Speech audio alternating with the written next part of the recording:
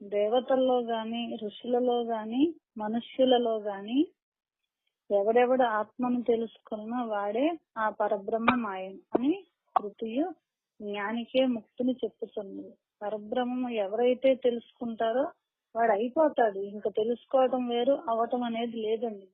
జ్ఞానికి ఆ పరబ్రహ్మను తెలుసుకోవటమే. తెలుసుకుంటే వాడే అది అయిపోతాడు. మనకు తింటే రుచి ఎట్లయితే తెలిసిందో, ఆ తినంగానే రుచి ఎప్పుడైతే నాలుగు తగిలితే రుచి తెలిసి ఇది అని ఎప్పుడైతే నువ్వు అనుకుంటావో, ఇక్కడ కూడా అనుభవపరంగా జ్ఞానికి ముక్తి కలుగుతుంది ఆత్మను తెలుసుకోవటమే.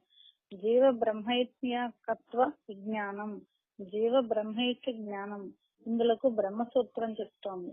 ఆత్మావారే ద్రష్టవ్య, ఆత్మయే తెలుసుకోదగినవాడు అను వేదాంత వాక్యమున ఆత్మయనగా జీవుడా పరబ్రహ్మమాయని శంకరాగా జీవాత్మయే పరమాత్మ కాన పరబ్రహ్మమే తెలియదగినదని ఈ సూత్రము తెలుపుతున్నది. వాక్యన్వయాత్ పూర్వోత్తరముల బట్టి సూచన ఆత్మశబ్దము చేత చెప్పబడు పరబ్రహ్మమే. ప్రతిజ్ఞ సిద్ధేర్లింగ మాస్మ్యరభ్య, అస్మరభ్యుడను మునియు ముగ్గురు గురించి చెప్తారండి ఇక్కడ. అస్మరభ్యుడను ముని కూడా జీవ బ్రహ్మల కభేదమును గైకొనియే ఒకదానిని తెలుసుకుని సర్వమును తెలియవచ్చుని ప్రతిజ్ఞ కొరకై ఈ విషయమును గుర్తు తెలుచున్నాడు. ఒకదానిని తెలుసుకుంటే సర్వము తెలుస్తుంది. ఆ ఒకటి ఏంటి? ఆత్మతత్వాన్ని తెలుసుకుంటే మిగిలింది మొత్తం మనకి తెలియబడుతుంది అన్నమాట. కాబట్టి అస్మరజ్జుడు అనే ఆయన అట్లా చెప్పుకొచ్చాడు. అనగా జీవుని విచారించినట్లే అని భావము. అప్పుడు జీవుని విచారించినట్లు భావం అన్నమాట. ఉత్క్రమిష్యతి ఏవం భావాదిత్యవుడులోనికి, అవుడులోని మునియు సంసారము నుండి విడివడు జీవాత్మకు పరబ్రహ్మతో ఐక్యము సిద్ధించటం వలన ఆత్మయనగా జీవుడేనని చెప్పాను. ఏం చెప్పుకొచ్చాడు ఇంకొక ముని? అవుడులోమనే ముని సంసారము నుండి విడివడు జీవాత్మకు పరబ్రహ్మతో ఐక్యము సిద్ధించటం వలన ఆత్మయనగా జీవుడేనని చెప్పిన. ఎందుకని? ఈ జీవుడే పరబ్రహ్మం అయిపోయాడు కదా. ఎప్పుడు ఈ సంసారంలోంచి ఎప్పుడైతే విడివడబడ్డాడో అప్పుడు అట్లాగయ్యాడని చెప్పుకొచ్చారు. తర్వాత మూడోదండి, అవస్థితేరీతి కాశకృష్ణ మహర్షి పరబ్రహ్మమే విజ్ఞాన స్వరూపుడుగా ఉన్నందున జీవోపక్రమము చేయబడినదని చెప్పను. అంటే ఇప్పుడు పరబ్రహ్మమే విజ్ఞాన స్వరూపుడుగా ఉన్నాడు. తెలుసుకోగలిగిన వస్తువు ఏదయ్యా అంటే చివరికి ఆ పరబ్రహ్మమే అనుభవంగా ఉన్నాడు. కాబట్టి జీవ ఉపక్రమం అంటే నిదానంగా తెలియబడుతుంది. ఎప్పుడైతే సాధనలో ఈ ప్రకారము ఈ రకంగా మూడు రకాలుగా ముగ్గురు చెప్పారన్నమాట. ఈ ప్రకారము జీవ బ్రహ్మల ఏకత్వమునకు ప్రమాణములు తెలియవలెను. ఏదో మనం చెప్పుకుంటున్నాము ఆదిశంకరాచార్య రాశారని కాదు. ఈ మూడు రకాలుగా కూడా ముగ్గురు మునులు కూడా మూడు రకాలుగా చెప్పుకొచ్చి పరబ్రహ్మమే ఈ జీవుడే పరబ్రహ్మం అని మూడు రకాలుగా చెప్పుకొచ్చారనమాట. ఈ మతమే సూత్రకారులు సమ్మతమై ఉన్నది. ఎవరైతే సూత్రం అంటే ఏంటి, ఆ సూక్ష్మాతి సూక్ష్మాన్ని తెలుసుకోవాలనుకుంటున్నారో వాళ్ళకి ఈ మతమే సమ్మతమైంది. సుఖబ్రహ్మ కైవల్యమున జీవ బ్రహ్మల ఏకత్వ విషయమును గాంచుడు.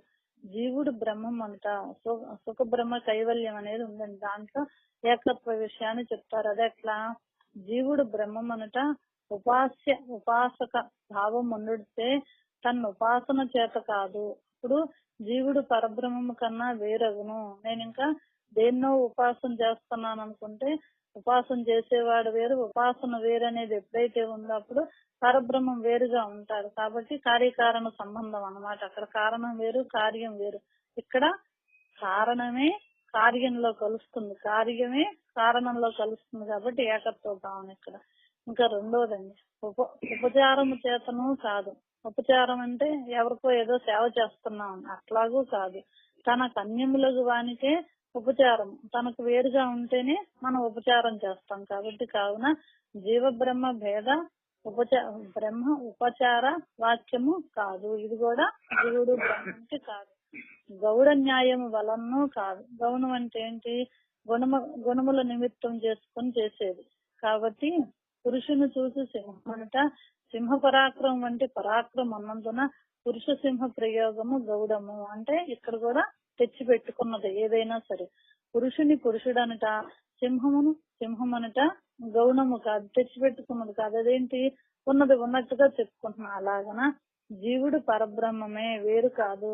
బ్రహ్మను బ్రహ్మముగా వచించుట గౌణము కాదు, బ్రహ్మమును బ్రహ్మముగా వచించుట గౌణము కాదు. ఎందుకని కాదు, ఇక్కడ జీవుడే బ్రహ్మం కదా, ఇంకా వేరే ఎక్కడుంది బ్రహ్మం అనేది. కాబట్టి అది కాదని చెప్పి గుణి న్యాయము వలన కాదు.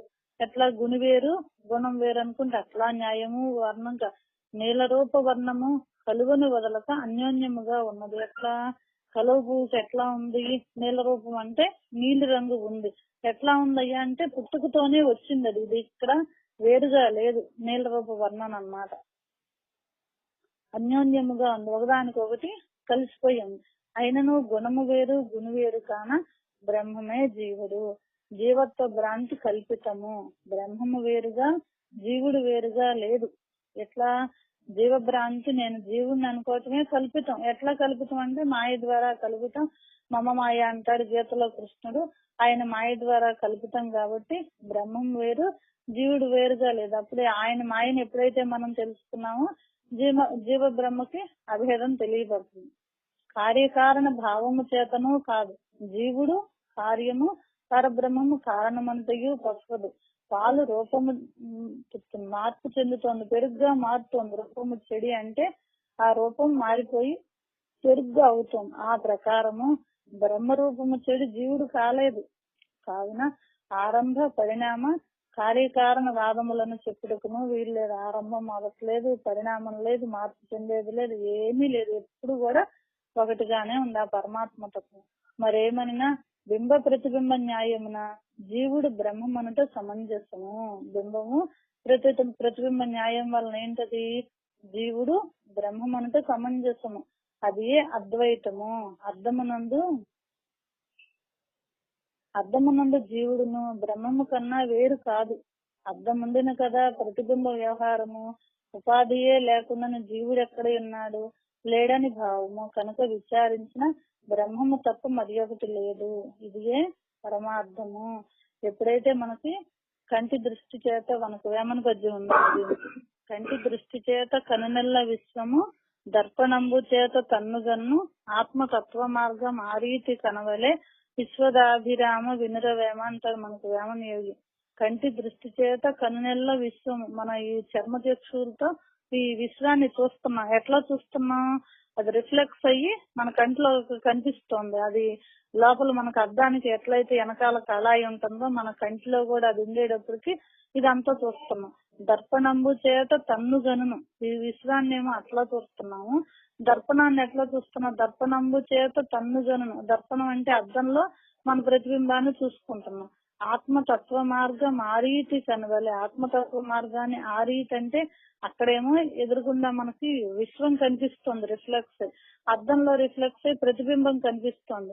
మళ్ళీ మనకి ఎట్లా రిఫ్లెక్స్ అవుతుంది, ఎట్లా రిఫ్లెక్స్ అయిన దాన్ని మనం లైన్ చేసుకోవాలి. అయింది ఎప్పుడు, ఆ మమ మాయతో, ఆ పరమాత్మ యొక్క మాయతో రిఫ్లెక్స్ అయ్యి ఇదంతా నిజమే అనుకుంటున్నాం. మరి ఎప్పుడైంది అది, అంతఃకరణ వచ్చింది, మనస్సు వచ్చింది. మరి మనస్సు లైన్ తీసేస్తే, అద్దం తీసేస్తే మన ఇక ప్రతిబింబం లేదు, అర్థం లేదు. మనం కూడా అంతఃకరణ తీసేస్తే జీవుడు లేడు, అంతఃకరణ లేదు. కాబట్టి మనకు అర్థం వచ్చింది ఏంటి, ఇక్కడ అంతఃకరణ. కాబట్టి ఈ అంతఃకరణ అనేది మనస్సు, బుద్ధి, చిత్తం, అహంకారం అనేది ఎట్లా వచ్చినాయో తెలుసుకుని దాన్ని కనుక తీసేయటం ఏం లేదండి, అక్కడ లయం అయిపోవటమే. భౌతికంగా అయితే తీసేసాం, ఇక్కడ ఏమవుతుంది, తెలుసుకోవటమే. తెలుసుకుంటే అదే మనం అయిపోతాం అన్నమాట. కాబట్టి ఇదే పరమార్థము. ఎందుకంటే ఇంకా ఇన్ని రకాలుగా చెప్పారనమాట. ఆ పరమాత్మ తత్వాన్ని తెలియజేయటం కోసం ఒక్కొక్కళ్ళు ఒక్కో రకంగా చెప్పుకొచ్చారు. ఏది కరెక్ట్ అనేది ఎవరికి వాళ్ళు నిర్ధారించుకోవాలన్నమాట. ఆ గౌణంగా ఒకరు చెబుతారు, కార్యకారణ సంబంధంగా ఒకరు చెబుతారు, ఉపచారాల చేత ఒకరు చెప్తారు, ఇంకొక ద్వంద్వ. ఇవన్నీ ద్వంద్వాలతో కూడిన ద్వంద్వరహితం అయింది ఏంటయ్యా అంటే అంతఃకరణ ఉన్నంతసేపు మనకు ద్వంద్వం ఉందండి. ఎప్పుడైతే అంతఃకరణ అనే అర్థాన్ని తొలగించుకుంటామో, ఎట్లా తొలగించుకుంటామో, సాధన చేత, అంతర్ముఖ సాధన చేత అంతఃకరణ అనే అర్థాన్ని మనసు ఎక్కడ పుట్టిందో ఇదంతా విచారం చేసి బుద్ధితో ఎట్లా నిర్ణయించింది, చిత్తంలోకి ఎట్లా వెళ్ళింది, అహంకారం అనేది ఎట్లా ఉన్నది, ఇవన్నీ కూడా మనం ఎప్పుడైతే నిదానంగా విచారణ చేసుకుంటా ఉండగా ఏం జరుగుతుంది? అంతఃకరణ లయం అయిపోతుంది. అంతఃకరణ లయం అయిపోతే ఏమవుతుంది? పరబ్రహ్మ భాషిస్తాడు. ఎట్లాగంటే దీపం తీసుకురాగానే చీకటి పోయినట్లు.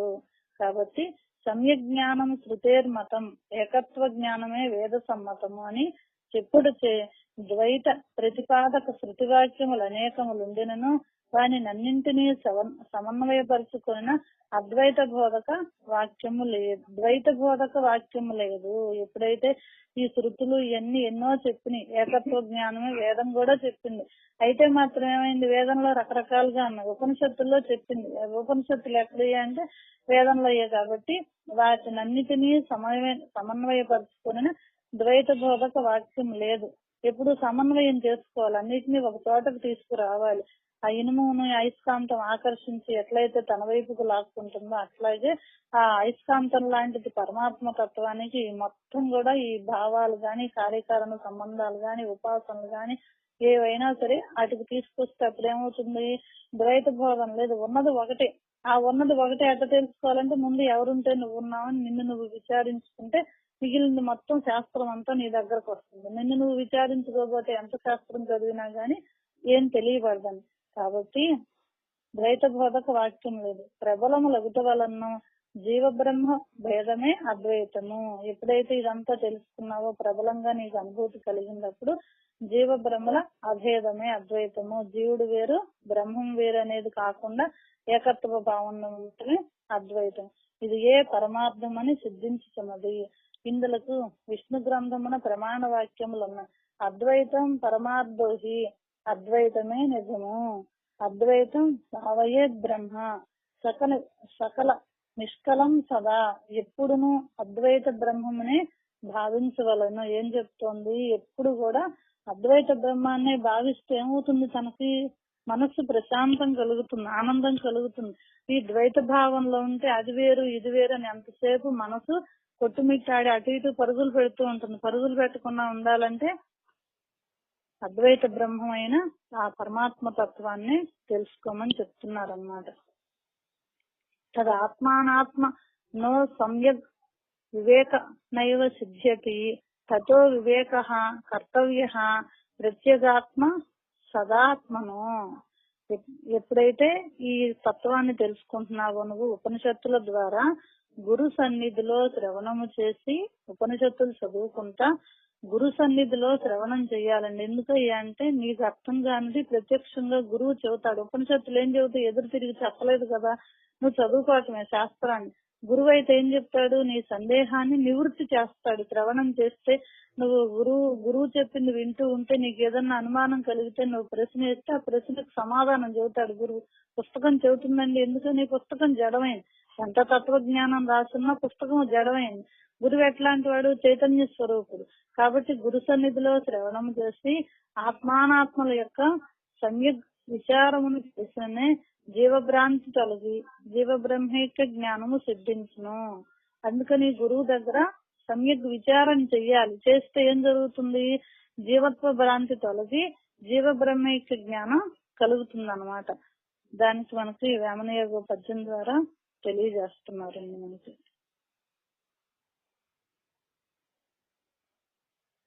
సేవ చేసి గురుని స్థిరభావమందెడు త్రోవనంటిజ్ఞప్తి తొలగనీక భావమందే పరము పరికించి చూడరా విశ్వదాభిరామ వినురవేమ. ఎట్లా? సేవ చేసి గురుని స్థిరభావమందెడు. ఎవరికి? భౌతికంగా గురువుకు సేవ చేసి లోపల ఉన్న గురువుని స్థిరం చేసుకుంటే ఆ సాధనలో ఏం జరుగుతుంది?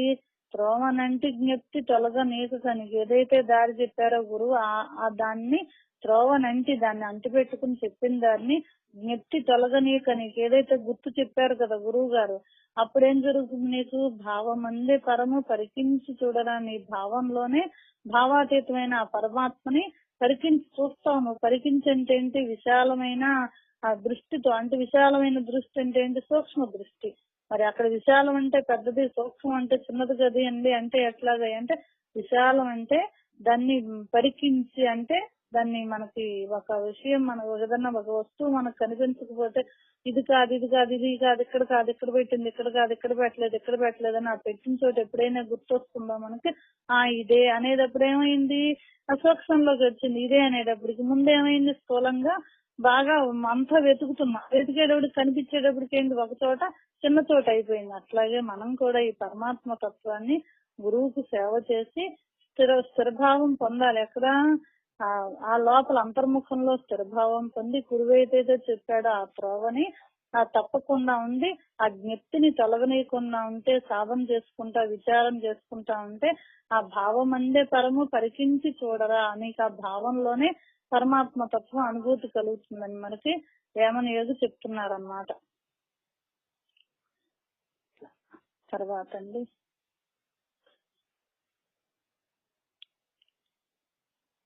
అందువలన జీవాత్మ పరమాత్మల యొక్క విచారము చేయదగిన ఉన్నది. ఎందుకయ్యా అంటే గురువుని సేవ చేస్తే నీకు యొక్క ఈ తత్వం తెలియబడుతుంది కాబట్టి ఆ జీవాత్మ పరమాత్మల యొక్క విచారం చేయమంటున్నాడు. అనేక మతములను పరబ్రహ్మం అంతటా నిండి ఉన్నది, అది నిర్గుణము అన్ని ఏం చెబుతాయి ఇట్లానేమో అద్వైతం చెప్తోంది చేయమని చెబుతోంది, ఇదే పరమార్థం అని చెప్తున్నారు. ఇంకా మిగిలిన మతాలు ఉన్నాయి కదా రకరకాల మతాలు భావాలు ఎన్నో అంతులేని అవన్నీ ఏం చెబుతున్నాయి అవి కూడా చెప్తున్నాయి ఏమని పరబ్రహ్మం అంతటా నిండి ఉన్నది, అది నిర్గుణము నిరాకారము అధికారి సత్యము శాంతము ఈ ప్రకారముగా చెప్పుతున్నది. ఇందులో భేదమేమీ లేదు, చెప్పటంలో భేదమేమీ లేదు. కానీ ఎక్కడొచ్చింది భేదం? జీవుడు బ్రహ్మము కాదు భగవదంశమనియు అణువనియు అపరిచ్ఛిన్నుడనియు వర్ణించుతూ జీవ బ్రహ్మల భేదమును చెప్పుతున్నది. అంతవరకు బానే ఉంది భేదం లేకుండా చెప్పేది. మళ్ళీ ఏం చెప్తూ అయ్యే జీవుడు బ్రహ్మము కాదు భగవద్ అంశం అందులో ఒక భాగం అని చెప్తోంది. అణువనియు పరిచ్ఛిన్నుడనియు వర్ణించుతూ జీవ బ్రహ్మల భేదమును చెప్తున్నది. అభేదం చెవటలో ఒకటని చెవటలో వేరని చెబుతోంది. అవి యథార్థముగా అవిచార రమణీయములే అంటే విచారించడానికి రమణీయం అంటే ఎంతో బాగుంటుంది గాని అవిచారం అది మనకి ద్వంద్వంతోనే కూడుకుంటుంది. అద్వైత సిద్ధాంతమున పరాకోటిని అధిష్ఠించిన వేదాంత సిద్ధాంతమేమనగా జీవ బ్రహ్మైక్యత్వ జ్ఞానమే అఖండ జ్ఞానము. అద్వైత సిద్ధాంతం ఏం చెప్పింది? పరాకోటి అధిష్ఠించిన అంటే చివరి స్థితికి వెళ్ళిపోయింది ఏదైతే ఉందో ఆ పరతత్వము. వేదాంత రాద్ధాంతం ఏమనగా రాద్ధాంతం అంటే దానికి ఒక తీసుకొచ్చాం దాన్ని ఇందాక వస్తువు పోతే మనం వెతికి ఎట్లయితే తీసుకొచ్చామో ఈ వేదాంతాన్ని విచారణ చేయగా జీవ బ్రహ్మైక్యత్వ విజ్ఞానమే అఖండ జ్ఞానము. ఇది అఖండ వాక్యార్థ సారం అన్నమాట. ఇది ఎట్లాంటిదయ్యా అంటే అఖండ వాక్యార్థ సారం అని చెప్పి చెప్పుకొస్తున్నారు. అహం బ్రహ్మాస్మి మొదలగు మహావాక్యముల సారం ఇది. అహం బ్రహ్మాస్మి అంటే నేనే బ్రహ్మాన్ని అని చెప్పి చెప్పుకోవటానికి ఇదేనని చెప్పి చెప్తున్నారండి. మిగిలింది రేపు చెప్తున్నాము. అందరికీ నమస్కారం.